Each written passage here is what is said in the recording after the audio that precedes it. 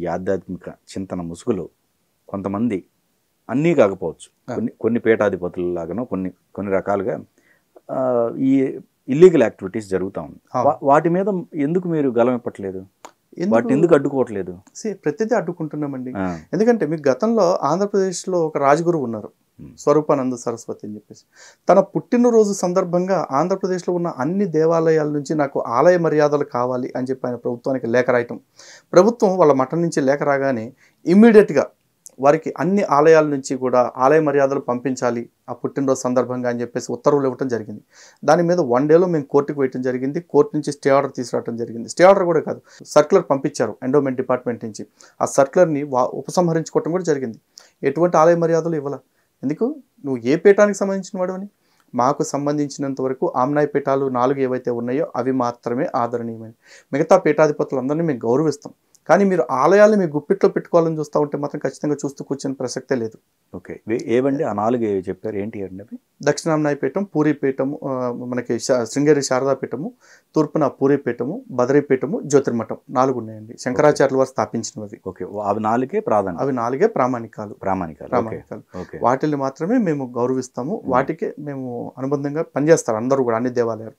కానీ మిగతా వాళ్ళందరూ కూడా మాకు ఆలయ మర్యాదలు కావాలి, అవి ఇవి కావాలని చెప్పేసి మీకున్న రాజకీయ పలుకుబడిని అడ్డం పెట్టుకుని చేస్తామంటే చూస్తూ కూర్చోం. అలాగే ఇక్కడ ఈ రమణానంద మహర్షి అని ఒక అతను ఉన్నాడు. అతను కూడా హిందూ స్వామీజీగా చెప్పుకుంటూ శక్తిపాతం అని చెప్పేసి, లేకపోతే ఆ మహిమలు చేస్తాం ఈ మహిమలు చేస్తాం అని చెప్పేసి హిందువులను మోసం చేస్తూ ఉంటే అతని మీద కూడా మేము చట్టపరంగా పోరాటం చేశాము. ఇప్పటికి కూడా అతనితో మాకు రైవలరీ నడుస్తూనే ఉంది. హిందువులు తప్పు చేసినా కూడా మేము ఊరుకోమండి. హిందూ సమాజాన్ని మోసం చేస్తాము అంటే ఖచ్చితంగా వాళ్ళందరినీ కూడా మేము నిలవరిస్తాం. అలాగే హిందూ సమాజాన్ని ఈరోజు బ్రహ్మకుమారి అనే ఒక సంస్థ తప్పుదారి పట్టిస్తూ ఉంది. హిందూ గ్రంథాలకు విరుద్ధంగా బోధిస్తూ హిందువుల్ని సృష్టి కార్యం జరగకుండా అడ్డుకునేలాగా ప్రయత్నం చేస్తూ ఉంది. అటువంటి బ్రహ్మకుమారి సంస్థ మీద కూడా మేము యుద్ధం చేస్తున్నాం ఈ రోజున. ఇలాగే దొంగ స్వామీజీలు చాలామంది ఉన్నారు. ఓమో జయహ అని, బేహద్ పరమశాంతి అని చెప్పేసి, లేకపోతే ఈ బాబా రాంపాల్ అని చెప్పేసి, ఇలాంటి వాళ్ళందరినీ పిరమిడ్ అని చెప్పేసి ఇట్లాంటి సంస్థలు ఏవైతే ఉన్నాయో వాటి మీద కూడా మా యుద్ధం నడుస్తూనే ఉంది. ఓకే, సనాతన ధర్మానికి హాని చేస్తుంటే సొంత వాడిని కూడా విడిచిపెట్టేది లేదు. ఎక్కువ శాతం అటు ఫ్యామిలీని కానీ లేకపోతే బంధువులను కానీ అన్నీ వదులుకోవాల్సి వస్తుంది. అవునండి. ప్రతిరోజు ఈ సమస్యలు మిమ్మల్ని వెంటాడుతూనే ఉంటాయి. దీనివల్ల వచ్చేదేమో పోయేదేమో తెలియదు, కానీ ఈ మానసిక ప్రశాంతత లేకుండా ఈ జర్నీ కష్టంగా ఉందా, ఎట్లా ఉంది, ఇష్టంగా ఉందా మీకు? అంటే శారీరకంగా కొంత కష్టం ఉంటుందండి. ఎందుకంటే ఒక సమస్య కోసం అని చెప్పేసి దూరాభారంలో ఒక దేవస్థానానికి వెళ్ళి మేము వచ్చేపాటికి ఇంకో సమస్య సిద్ధంగా ఉంటుంది. ఒక సమస్యకి వెళ్ళి వచ్చి చెప్పులు ఇప్పేలోపు ఇంకో సమస్య కోసం చెప్పులు వేసుకోవాల్సిన పరిస్థితి. అటువంటి పరిస్థితుల్లో మాకు నిత్యం తిరుగుడు అయిపోతుంది. కుటుంబ జీవితానికి కొంత మిస్ అవుతున్నాం. ఇంకోటి, సమాజానికి చైతన్యం కల్పించడం కోసం మేము చేస్తున్న వీడియోల కారణంగా మాకు అభిమానులు ఎంతమంది వస్తున్నారో అంతే స్థాయిలో శత్రువులు కూడా పెరుగుతూ ఉన్నారు. ఎందుకంటే చాలామంది ఈరోజు మతం మారిపోయిన క్రైస్తవులు కావచ్చు, ముస్లింలు కావచ్చు, వాళ్ళందరూ కూడా ఒకప్పుడు హిందువులే. వాళ్ళని తిరిగి మన ధర్మంలోకి తెచ్చుకోవాలనే బాధ్యత మాకుంది. కానీ మారిపోయిన వాడికి ఎట్లా ఉందంటే, వీడు నేను స్వీకరించిన దాన్ని తప్పు పడుతున్నాడు కాబట్టి వీడిని ఏదో ఒకటి చేయాల్సిందే అని చెప్పేసి మా మీద కక్ష కట్టుకుని ఉంటున్నారు. ఈ కక్ష కట్టుకుని వాళ్ళందరూ మమ్మల్ని టార్గెట్ చేస్తూ ఉంటాం ఒకంత బాధాకరమైన విషయం. అయితే అంతకంటే బాధాకరమైన విషయం ఏంటంటే, హిందువుల్లోనే కొంతమంది ఉంటారు, మేము చేసే కార్యక్రమాలన్నీ చూస్తుంటారు, మేము పడే కష్టం చూస్తూ ఉంటారు. కొంతమందికి మమ్మల్ని దగ్గరుండి చూడకపోవచ్చు కానీ మా పరిస్థితులు అర్థమవుతూ ఉంటాయి. ఎందుకంటే వాళ్ళు ఎవరు బయటకు రాకపోవడానికి వాళ్ళందరూ చెప్పే కారణం ఒకటే, అన్న మీలాగా మేము చేయలేకపోతున్నాము, లేకపోతే మాకు బాధ్యతలు ఉన్నాయి అన్నారు. నాయన మీకుండే బాధ్యతలే నాకు ఉన్నాయి, మీకుండే 24 గంటలే నాకు ఉన్నాయి. ఇన్ని మేనేజ్ చేసుకుని మేము పనిచేస్తూ ఉంటే వీళ్ళు ఏ ప్రయోజనాలు ఆశించి చేస్తున్నారు, వీళ్ళు లేకపోతే చందాలు తీసుకుంటున్నారు అని చెప్పేసి అంటారు. ఏమి తీసుకోకుండా పనిచేయటానికి సమాజం ఎట్లా ఉందండి? అవతల విదేశీ నిధులు పెట్టుకుని లక్షల కోట్లతో యుద్ధం చేస్తుంటే కనీసం మా దగ్గర కనీస సరంజామా ఉండాలిగా. కేవలం పనిచేసే మనుషులే కాదు, పనికి వచ్చే పనిముట్లు కూడా కావాలి. ఎగ్జాక్ట్లీ. లేకపోతే ఈ మనుషులు అటు ఇటు తిరగటానికి వ్యవస్థ ఉంటుంది, ఆ వ్యవస్థను ఏర్పాటు చేసుకోవాలి.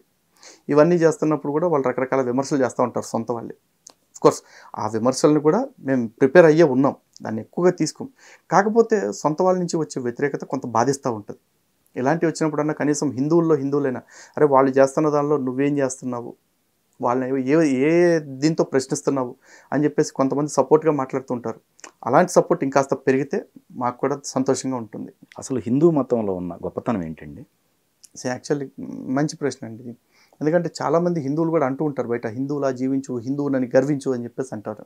నిజంగా నేను హిందువునని ఎందుకు గర్విస్తాను అంటే, నేను హిందువుగా బతుకుతున్నందుకు ఏ ఒక్కడిని పట్టుకుని నిన్ను పట్టుకుంటేనే, నిన్ను నమ్మితేనే నేను స్వర్గానికి పోతానేమో అని చెప్పేసి వాడికి బానిసత్వం చేయక్కర్లా, వాడి ప్రచారం చేయక్కర్లా, వాడి భజన చేస్తారులా. నాకు హిందువుగా ఇక్కడ కూర్చున్నప్పుడు నా పూజ నేను చేసుకుంటే చాలు. పూజలు చేసుకోలేకపోతే కనీసం దేవుడి యొక్క నామ స్మరణ చేసుకుంటే చాలు. స్మరణ కూడా చేసే శక్తి లేనప్పుడు ఎవరన్నా స్మరణ చేస్తుంటే నేను వింటే కూడా చాలు.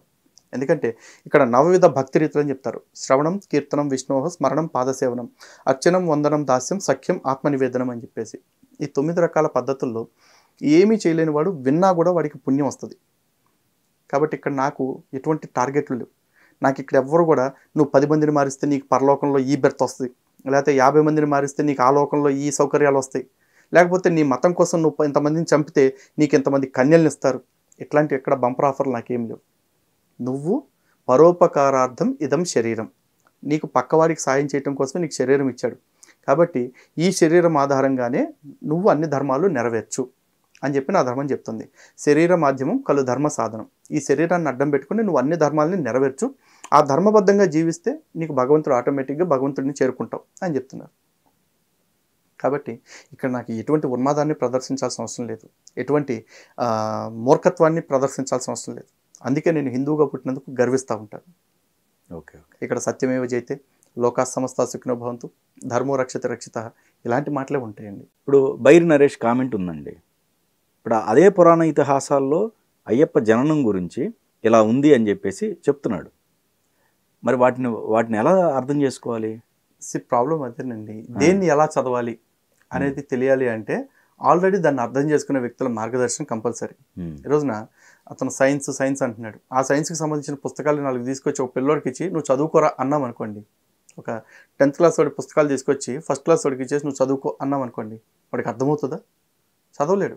పోనీ ఆ 10th క్లాస్ వాడికి టీచర్ గైడెన్స్ లేకుండా ఫిజిక్స్ పుస్తకాలు ఇచ్చేసి నువ్వు ఫిజిక్స్ తీసుకో, నెక్స్ట్ ఎగ్జామ్ రాద్దు కానీ అన్నాం అనుకోండి, వాడు రాయగలడా? రాయలేడు. ఎందుకంటే చదవటం వేరు, చదివిన దాన్ని ప్రాక్టికల్గా తెలుసుకోవటం వేరు. దానికి సంబంధించిన విషయాన్ని ఆల్రెడీ అవగాహన ఉన్నవాళ్ళు చెప్పాలి, అలా చెప్తేనే అర్థమవుతుంది.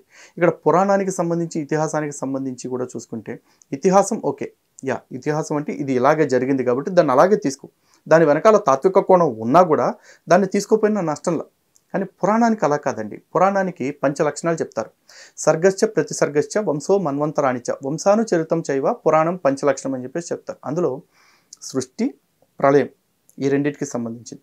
ఈ సృష్టిలో అంటే కల్పనలో జరిగే సృష్టిలో ఉండే మనువుల గురించి, ఆ మనువుల చరిత్రల గురించి, లేకపోతే రాజవంశాల యొక్క చరిత్ర గురించి, వీటన్నిటి గురించి దీనిలో వర్ణించబడింది అనేది దానిలో క్లియర్గా ఉంటుంది. దాని గురించి మాత్రమే తెలుసుకోవాలి పురాణం నుంచి. అది కాకుండా పురాణంలో ఇంకొన్ని కథలు కూడా ఉంటాయి.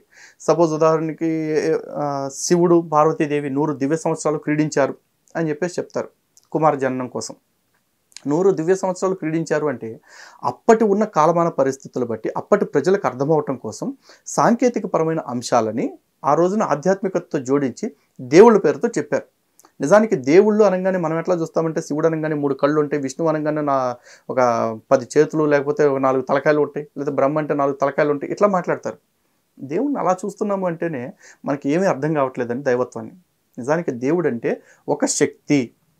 సైంటిఫిక్గా చూసుకుంటే ఇలా మాట చెప్తారు, energy can neither be created not be destroyed, rather it changes its form అని చెప్పేసి చెప్తారు. అంటే శక్తిని ఒకడు సృష్టించలేదు, ఒకడు నాశనము చేయలేదు. ఒకనాడు పుట్టింది కదా, ఒకనాటికి నాశనం అయ్యేది కాదు, కానీ అది తన రూపాన్ని మార్చుకుంటుంది అని చెప్పేసి అన్నారు. ఆ శక్తినే భగవంతుడు అనే పేరుతో వర్ణించారు. ఈరోజు హిందువులు ఆరాధించే ప్రతి దేవతని చూడండి. ఇంద్రుడు మేఘం ఒక శక్తి, వర్షం వరుణుడు, సూర్యుడు కనిపిస్తూ ఉంటాడు మనకి, చంద్రుడి నుంచి ఒక రకమైన శక్తిని పొందుతున్నాం, నెక్స్ట్ భూమి నుంచి ఒక రకమైన వస్తున్నాయి, అగ్ని నుంచి ఒక రకమైన ప్రయోజనాలు పొందుతున్నాం. ఇవన్నీ శక్తులే కదా రకరకాల. ఈ శక్తి ఒకే రూపంలో ఉందా? రకరకాల రూపాలతో ఉంది. మరి ఈ శక్తి ఎప్పుడు పుట్టింది అనే క్వశ్చన్ కోసం ఎతుకుతూ ఉంటారు వీళ్ళంతా. మా దేవుడు అప్పటి నుంచే సృష్టి మొదలెట్టాడు అని చెప్పి కొంతమంది చెప్తూ ఉంటారు. మా దేవుడు అలా ఒకనాడు సృష్టి మొదలెట్టాడు అనే పాయింట్లు ఎక్కడ ఉండదు. ఎందుకంటే ఈ సృష్టి ఎప్పుడు మొదలైంది అంటే దీనికి ఒక అంతం లేదండి, నిరంతర ప్రక్రియ నడుస్తుంది. లేదు ఎవడో బాగా ఉత్సాహంగా ఉన్నాడు కదా అని చెప్పేసి ఎప్పుడు క్రియేట్ చేశాడంటే ఒక మాట అంట, ఒక 4 లక్షల లేదా 4 కోట్ల సంవత్సరాల క్రితం లేదా 450 కోట్ల సంవత్సరాల క్రితం నేను అంట. మరి దేవుడు అనేవాడు ఉన్నాడు అని నేను నమ్మితే ఆ 450 కోట్ల సంవత్సరాలు దేవుడు అనేవాడు ఏం చేస్తున్నాడు? ఈగలు తోలుకుంటున్నాడా, లేకపోతే ఇంకేదైనా పని చేస్తున్నాడా? మరి అంతకాలం లేని ఇబ్బంది దేవుడికి అప్పుడే ఎందుకు అనిపించింది సృష్టి చేయాలని? ఈ క్వశ్చన్స్కి ఏ మత గ్రంథమైన సమాధానం చెప్పుద్దండి? చెప్పలేదు. కానీ సనాతన ధర్మం చెప్తుంది ఏమని? ఇది ఇప్పుడు మొదలైంది కాదు, ఎప్పుడు మొదలైందో భగవంతుడికి తప్ప ఎవరికీ తెలియదు. మరి ఆ భగవంతుడు ఎవరికి చెప్తాడు అంటే, ఇప్పుడు ఆ భగవంతుడి దగ్గర నుంచి అంత తెలుసుకుని పీక్ కట్టలు కట్టాల్సిన అవసరం ఏముంది సార్? ఇప్పుడు మనం ఏం చేస్తున్నాం, మనకి దేవుడు ఏమిస్తున్నాడు, మనం దేవుడిని చేరుకోవటానికి ఏం చేయాలి, ఇది మనిషికి కావాల్సింది. అది తెలుసుకోమని చెప్తుంది సనాతన ధర్మం.